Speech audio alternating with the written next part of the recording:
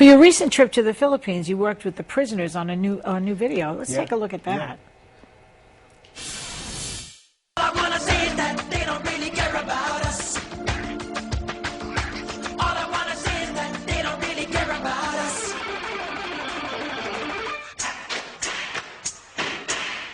Tell me what has become of my rights. Am I invisible 'cause you know me? The proclamation promised me free liberty now. So you worked with prisoners and taught them to dance. We were wondering before if Bernie Madoff contacted you to do some moon dancing. Or moonwalking. That would be fun, wouldn't it? Yeah, what do you call it? Moonwalking. Yeah, he's got some walking to do, doesn't he? But, yeah. I think it's a wonderful story. I mean, we first learned of these prisoners who are in the Cebu prefecture and in the Philippines. One of Michael's fans sent me a link, and they were doing Thriller.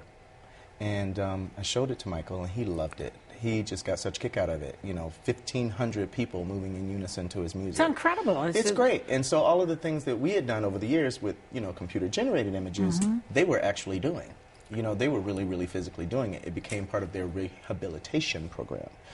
Because that particular warden, I understand, was very much into that. Oh, yes, yeah. And he's a big Michael fan. He'll tell you when you meet him that the first song he ever sang when he was a little boy was Ben. So we found out all of this after we got there. I knew that, you know, once Michael passed and we were looking for, you know, opportunities to sort of reach out and, you know, be with his fans, it just hit me like a ton of bricks. We should go to the Philippines. Yeah. Because he loved it. You know, he loved the area to perform in, but he also loved seeing the prisoners. And so Sony was able to work it out. You know, they've been such a champion with this entire thing. And we found ourselves there. So we worked with them for 2 whole days. Took 2 of the dancers, Drace and Daniel. And that's all? 2, yeah, just 2. Because we've been split up to do all of the promotion for the DVD and Blu-ray release tomorrow. And so, you know, we went over there and we had a great 2 days with them. It was 1,500 inmates. 70% of them were high risk. Some were... Were the murderers better dancers than the thieves? Well, you know, you didn't know who they were. You didn't know who was who. Yeah. You know, we were told 70% were high risk. Some were let out of, you know, solitary confinement and isolation to participate. We found this out after. I you know, see. but we were totally safe. It was like teaching at a dance convention. Well, they probably loved it. We had such a good time. And they were had a captive great audience, time. so you could really focus your attention on what, you know. but I expected to experience one thing. We got there. What did you expect to experience? I thought we'd go there and we'd work with the guys who did Thriller. Yeah. But they have a repertoire of like 30 songs, many of them Michael Jackson songs. So they welcomed us by doing a short program, and we were in tears. It was just so moving and special. It had rained the entire week. Those 2 days, it was really, really bright outside. The second day of shooting happened to be Martin Luther King's birthday.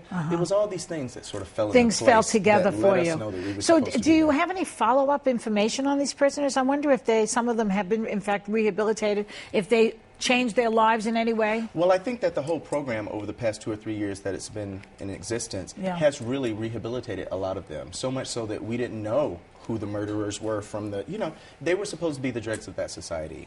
And to us, it felt like people that we were just having a moment with, enjoying music and dance. Well, why do you think it works? Well, the warden will tell you that he saw the Shawshank Redemption. And Oh, one of my faves. Yeah, and when there was supposed to be a rumble, there was an Italian aria that was played, and it calmed them.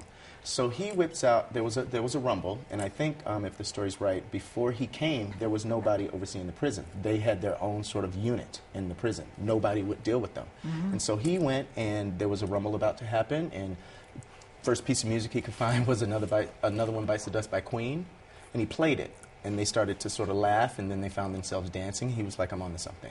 So he started a program. And so instead of, you know, super hard labor, they rehearse. They make stuff, and they rehearse. Music has charm to soothe the prisoner. Yes, it does. It does. And I think that's the commonality. I mean, a lot of us could not speak to each other, but we knew those counts, and we knew that music.